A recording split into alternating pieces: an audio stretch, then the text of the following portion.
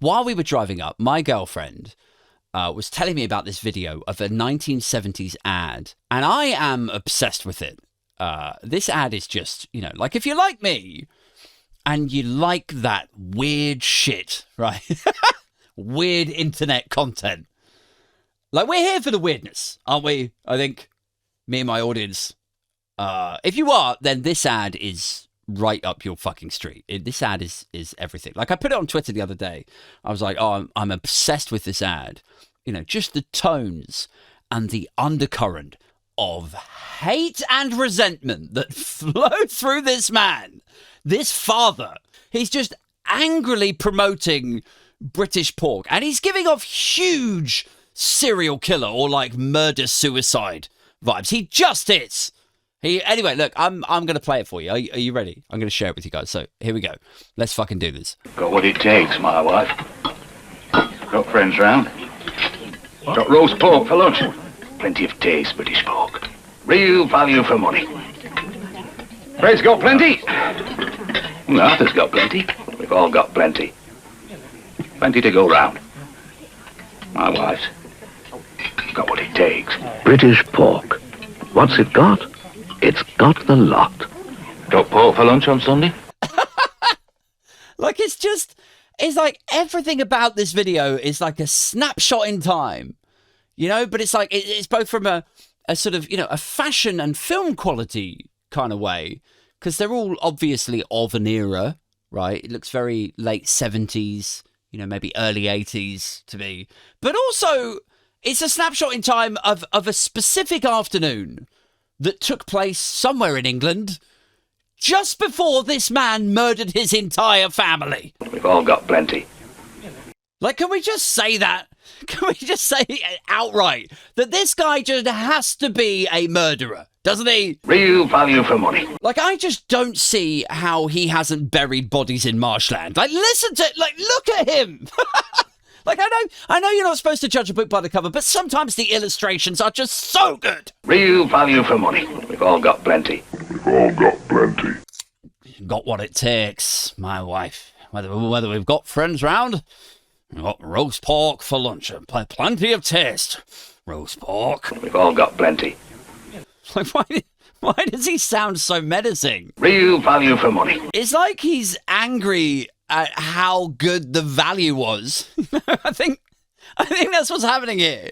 It's like he's pissed off at how good the deal was. Real value for money. It's like have you ever had somebody like angrily agree with you? Where they go like, oh, have you heard the new Pearl Jam album? And you go, yeah, no, it's pretty good. Yeah, it is. You're like, I know, like I just said that. Like, why are you angry about it? Real value for money. Fred's got plenty. Arthur's got plenty. We've all got plenty.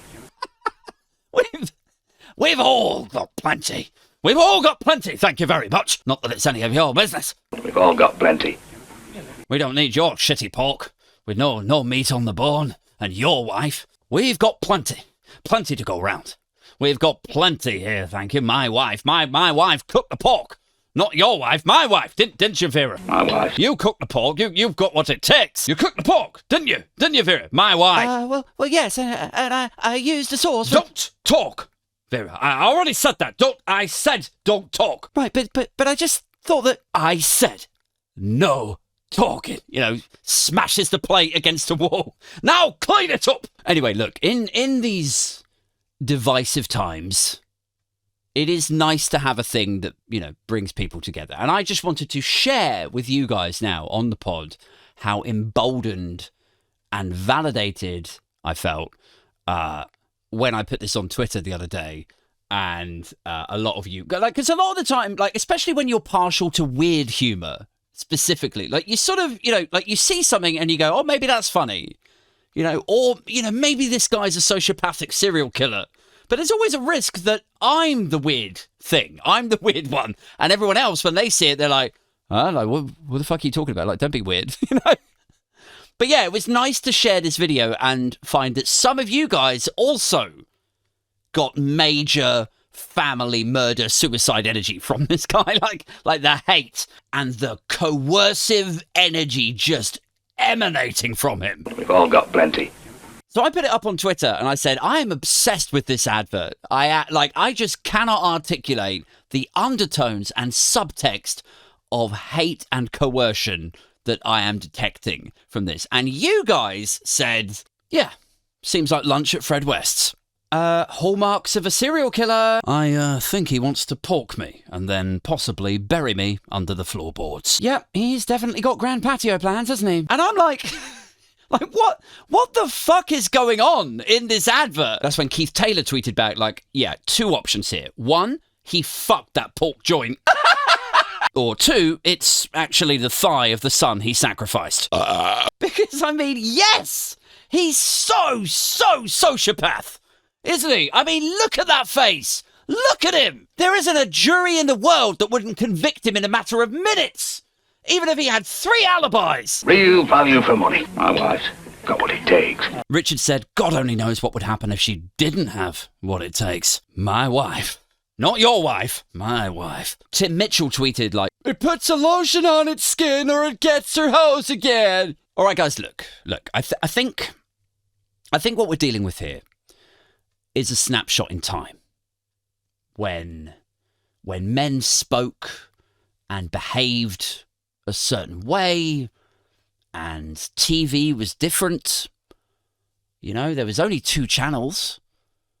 And so, to pass the time for entertainment, they would go to one another's houses. Got friends round. And observe each other coercively abusing their families. And I'm just saying I'm here for it. I totally understand it, you know? Who doesn't like observing a family row? Who doesn't like kicking back and say, oh, this is all seeming really awkward and weird. I'm here for it. It's the only reason I still show up at Christmas. See some of that drama. You know, we've all opened our presents. I've had a little bit of turkey, but now I'm a little bit bored. More gin on, Trish?